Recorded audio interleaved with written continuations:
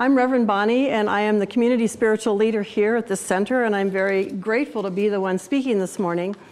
As has been mentioned a little bit prior, we rotate our speakers every Sunday so that we have a main theme, the theme being Savor All That Is this month, and then each week you'll get to hear a different person's perspective on how it is that we go about doing that.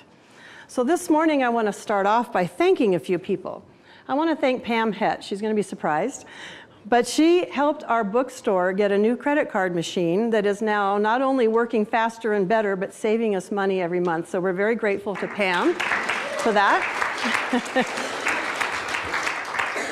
And I want to thank Dave, who's very quiet in the back corner, but he has brought us a person who has been working with our AC, and we know that's going to be fixed soon. So thank you, Dave, for that. And I want to thank all of you who contributed to switching out these lights, because now we're using LED lights instead of the more expensive lights. And the great miracle of this is that we are using the center more, the lights are turned on more often, and we're saving money every month compared to what we had before. So yay to everybody who contributed to that. I also want to thank everyone who recently has increased their giving, whether it's been $1 or more. Some people have increased it by a lot because we are completely paid up with our bills. And we see ourselves moving forward. So thank you so much. Thank you, thank you. So why would I take some of my precious time that we have in the morning to look at giving thanks? Now, there are many more people. I could spend the entire hour thanking all the people that contribute to what goes on here at the center. But we're talking about savoring all that is this month. And so think for a moment about what happens when you savor something. Imagine your favorite food, something you like to drink. Just imagine now taking that sip or bite. What do you do with it if you're savoring it? Just picture that on your tongue. What do you do when you're savoring something? You take time to focus on it. You're taking time to realize exactly how it tastes, how it makes you feel, maybe even how it smells. You're taking time to enjoy it and to focus on it.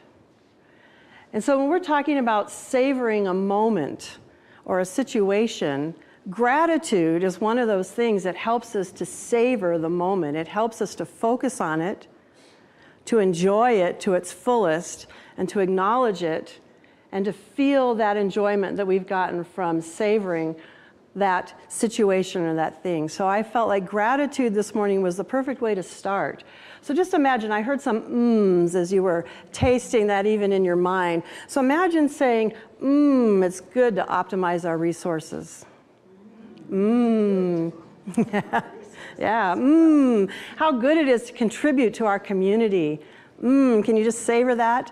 How good it feels to have the electricity doing what it's doing for us and having it on. Isn't that good? So just allow gratitude to help you savor every moment that you have throughout your experience. Now, I'm talking about savoring all that is, and then you heard the reading that Cheryl read that I chose for you this morning. And I decided to look and see if Ernest Holmes ever used the word savor, because last week when Peggy was speaking, she pointed out that she didn't find Ernest Holmes using the term divine purpose, which is what we were talking about last month. But she found other things that supported that he said. So I thought, is she going to be able to find the word savor anywhere in Ernest Holmes' writings? Well, all that we have is a concordance for the Science of Mind textbook. And in there was actually the word savor one time. And what I thought was interesting was how the way he used this word lined up with what I had chosen as the reading today. So I want to share with you this part of the Science of Mind textbook. When we realize that God and man, and I will translate that into humans, are one and not two, we shall love both. We shall love each person as an expression of God and God as the life principle in all. From this teaching, we are not to suppose that we are to love that in each other which does not savor of right. We are to love the right alone. We are to look for God in each other and love this God, forgetting all else. But would this compel us to accept from people that which is not good? Of course not. It is not necessary for one to make a doormat of himself to prove that God is love. For this would be like suffering for righteousness' sake, which is always a mistake. We are not to mistake a counterfeit for the real, nor accept every person's doctrine lest we disagree. The truth is positive, but not combative. It is sure of itself, but never argumentative. It loves sincerity and abhors deceit. Above all else, the truth is wise. It represents the all-seeing eye from which nothing can be hidden. The student of truth, which I assume we all are, will receive all that comes in the name of the law. That is, all that is of the truth. All else will fall away of its own weight. So essentially, what we're being told here is that unlike what I think sometimes we perceive the teaching of religious science to be, which I think many of us think when we say it's all good, that we have to go around pretending that everything feels good, or that every experience that we're having is enjoyable. And that's not what this teaching is about. But Ernest Holmes gives us the key for how to find the good in all of those things that might not feel good. How it is that we can savor, in other words, move into enjoyment, that thing which is good. I looked up the meaning of savor, and basically there were two things that I pulled out of it, because of course they talked about the flavors and the taste in your mouth. But one of the meanings is the power to excite or interest. And the other one is to give oneself to the enjoyment of. So if we're talking about giving ourselves to the enjoyment of what is good, that's the goal. That's what we're aiming for within this teaching of religious science. And so how do we get there? Well, one of the things that I think is important is what Lisa talked about in her talk 2 weeks ago, that ability to almost balance being two things or in two places at one time. So we're looking at the reality of this experience, and maybe in this moment what we're experiencing doesn't feel good. And we're looking at what we want it to become, something that we want to experience, and how do we hold the reality of those two things? And so that's what Ernest Holmes is talking about we have the ability to do. And the way we do that is by allowing ourselves to fully experience and feel what's happening right now in this moment, while holding the truth of what our potentiality is, where we can move to, and where the God is, the love is within each and every person that we're interacting with and each and every situation that we are experiencing. This semester, I have the privilege of interpreting in a women's health class at NMSU. And the woman who's teaching the class showed the movie that is a National Geographic documentary called In the Womb. And I don't know if any of you have ever seen this, but it's a fascinating documentary that you can pull off of YouTube. And in there, they have been able to use new technology to actually show what is going on inside the womb of somebody who is developing a baby and how that whole process takes place. And it starts from the very beginning and moves you through the end. They have something now that they call 4D, and you can actually see what's going on inside the womb, and then they've animated certain parts of it. Well, I know we don't normally talk about this sort of thing from the platform, but I was just fascinated with the fact that I knew this intellectually, but seeing the animation of millions of little sperm cells, millions of them, swimming to get all the way up into the fallopian tube, and only one out of all those millions gets to hook up with the egg and start the process of cell division that creates an individual. One out of all these millions. So look around this room. Every person in here is the result of one in a million. One opportunity in a million created who we are. And if you think about the seeds that we were dispersing here, these seeds came out of those sunflowers, like Edie said. Now, not all of these seeds are going to turn into a sunflower plant. Some might get eaten. Some might be eaten by birds or by you if you take them home. And some will be planted, but only one or two actually get to turn into a plant. So that's how creation has been created. Think of all the millions of seeds that drop from a tree and how just one or two get to become a full-fledged tree.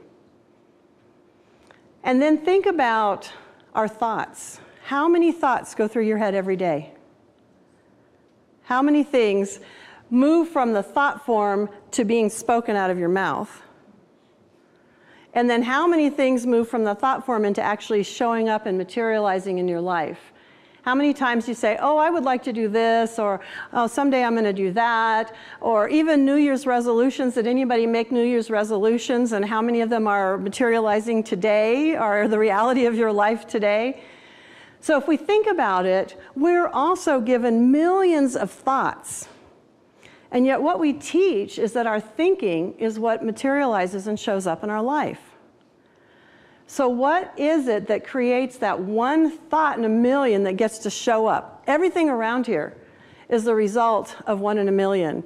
How these things were created, the creativity behind this is one thought in a million that manifested into what's around us, into that creation or that invention.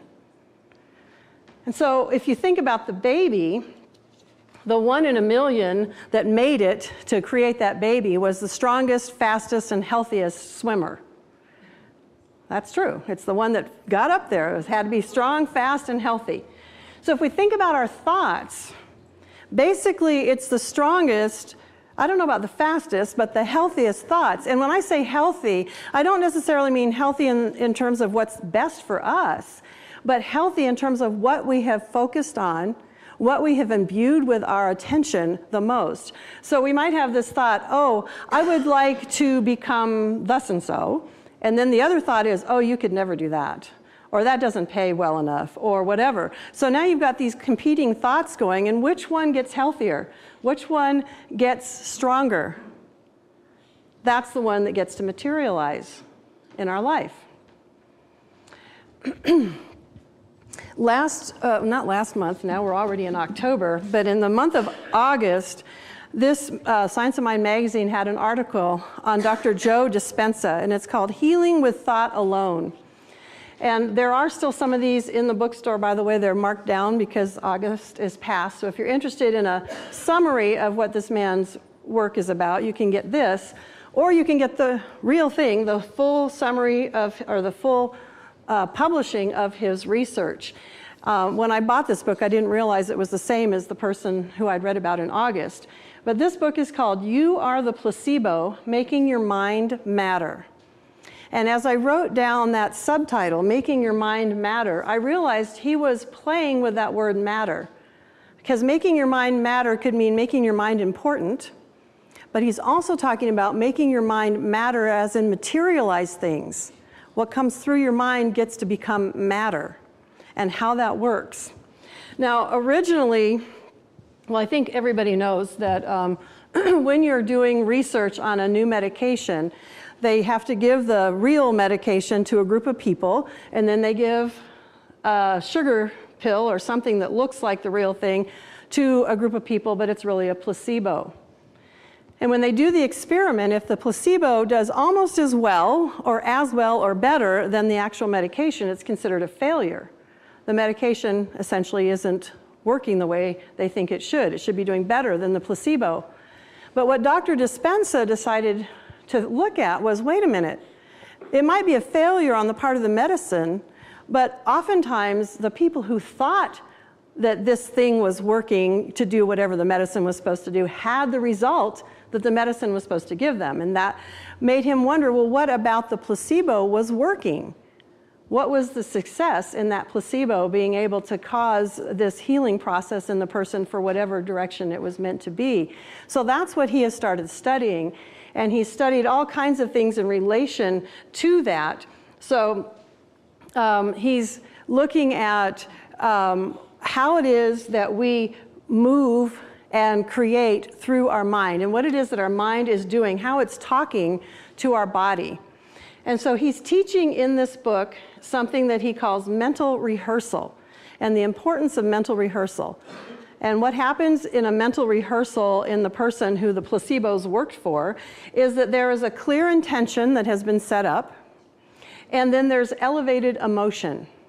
Now, what does that sound like? Anybody realize what that sounds like?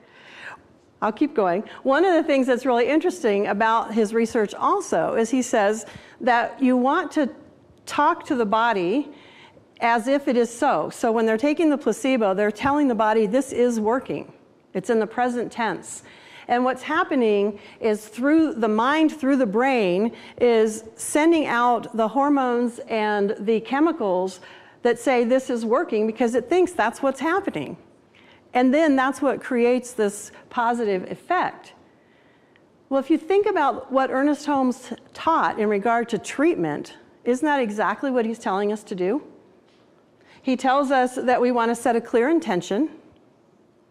We want to speak our prayer, our affirmative prayer, our treatment in the present tense, as if it already is. And as we are doing that through the realization state, we're bringing ourselves to that elevated emotion, that place of elevated emotion, what Holmes calls the fire in the belly, where we feel so excited about it because it becomes so real to us that then we can move into thanksgiving and release.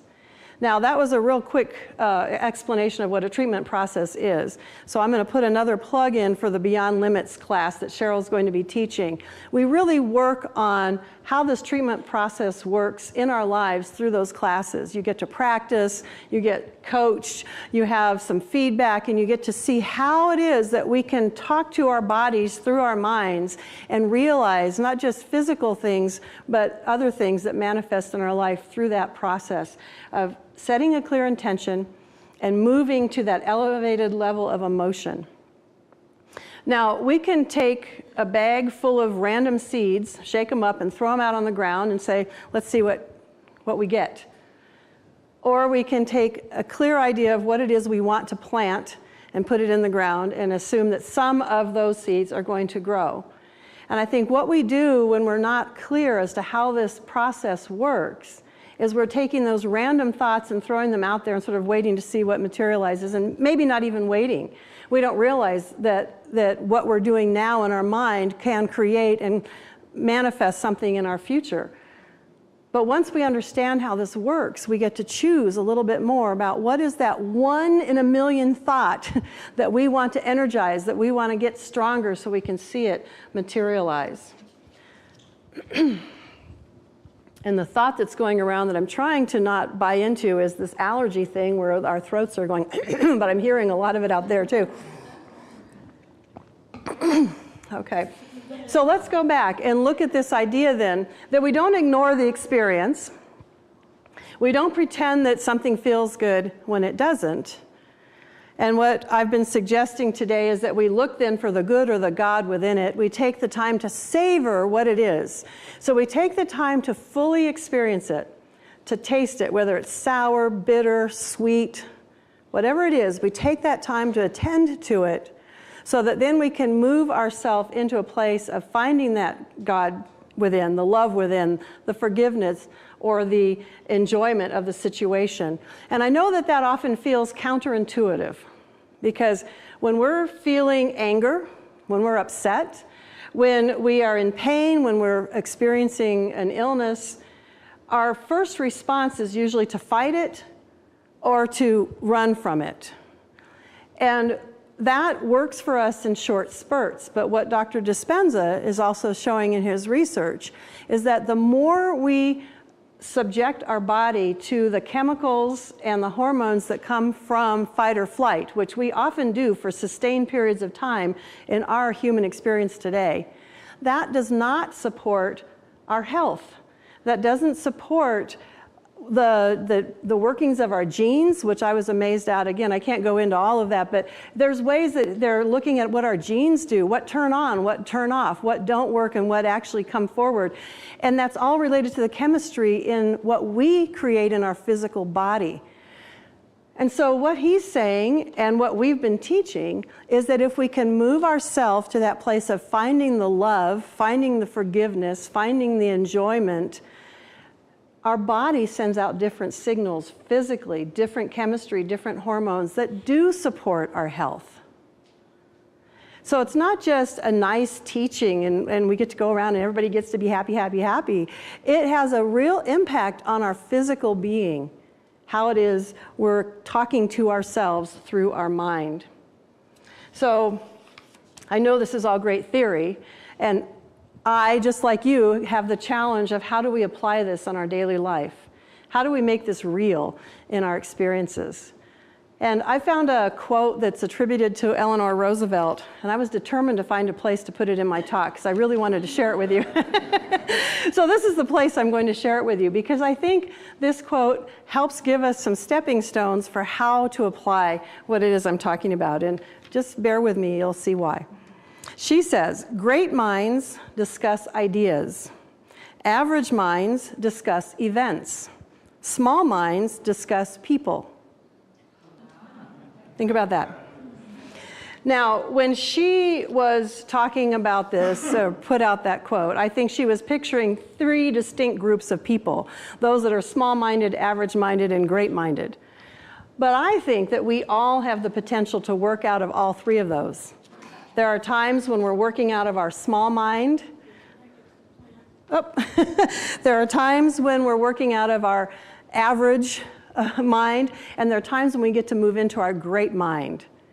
And so I want to share a story with you that took place in a conversation between my mother and myself that I think depicts how it is we were able to move from a small-minded situation into the great mind.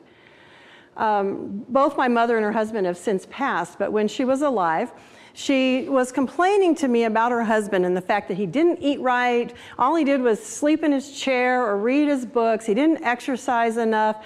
And her complaining about him had translated also into really condescending ways of talking to him.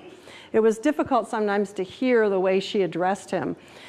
She was frustrated, and she was, just irritated by this behavior. And I said, "Mom, he's 80 years old. Doesn't he get to choose for himself what he eats and what he does with his life yet at 80? Don't we get to decide at that point what we want to do?" I said, "Why is what he's doing bothering you so much?" So we kept talking about it, and eventually we got to, he might die. So now we move from the person that was irritating her, to the event. And I think sometimes when we discuss events, we're talking about things that happened in the past, or things that we hope will happen in the future, or things that we fear will happen in the future. But we'd move to the event. So we looked at that. Okay, what about him dying is upsetting to you? And that might sound like a no-brainer, but we talked it through. She was concerned for her well-being because part of her livelihood was coming from his Social Security, his income. And she was concerned for her own security and safety. She would be alone in the house. She would be lonely. And eventually we got to, she loved him. She loved him. And once we were able to shift into that, things started to move. We were able to connect with the fact that she loved him. She didn't want him to die. She wanted him to be around.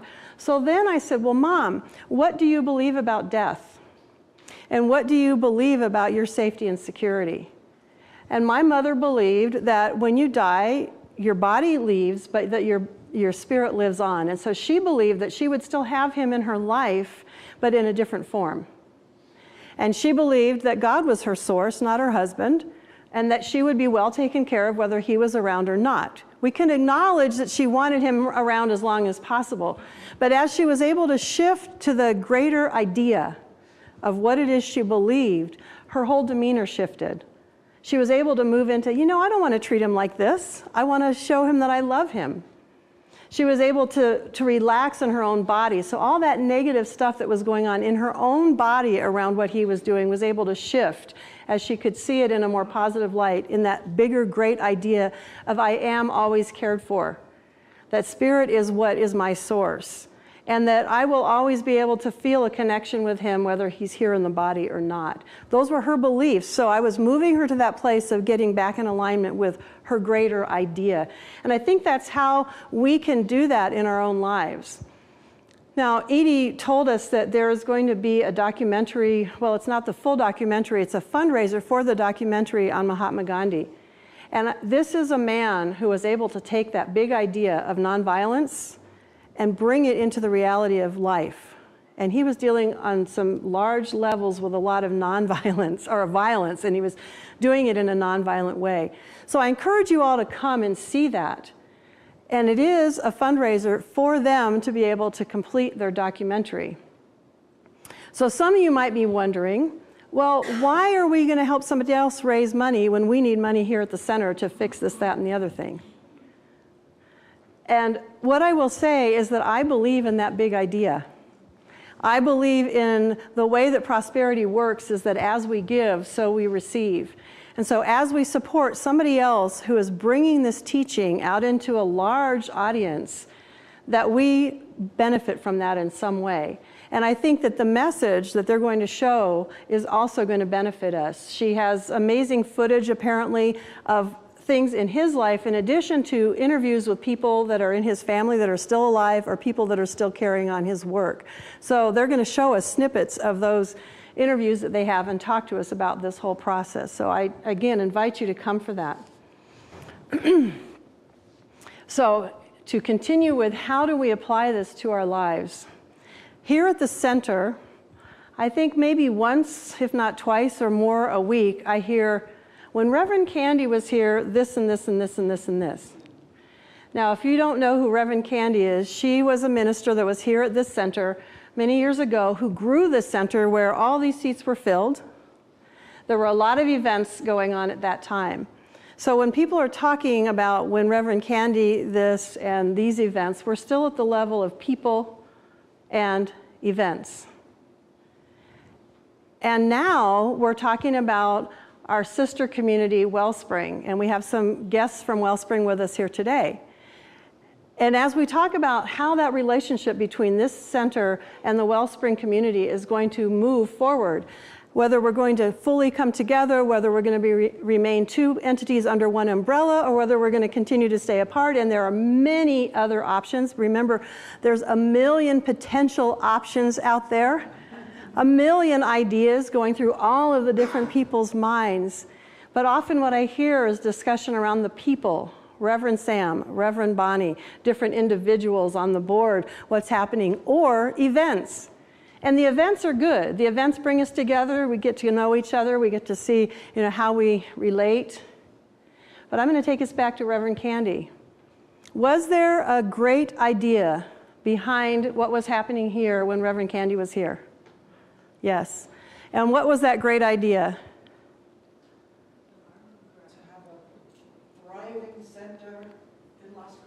To have a thriving center in Las Cruces that did what? Took the teaching of religious science and brought it into people's lives. That helped people find the love within each and every person they met. That helped people apply the principles so that they lived in a thriving, prosperous life. Is that great idea still alive, even though Reverend Candy is not? Yes. Okay. And is that idea alive at Wellspring? Yes, it is. So I am proposing that if we focus on the great idea and strengthen that, make that healthy, then all the people and events, all those details, what doesn't support it will fall away naturally, and what does will be drawn to us and will materialize. And it doesn't matter all the little details when we empower and strengthen and make healthy that big idea that has been alive and will continue to be alive long past all of us sitting here in this room. So I'm suggesting that we empower that one thought in a million that we want to see happen here at the center and in your own lives. How do you empower that? How do you strengthen that? How do you make that the healthy one in a million that survives? And remember, always remember that you are one in a million too. And so it is.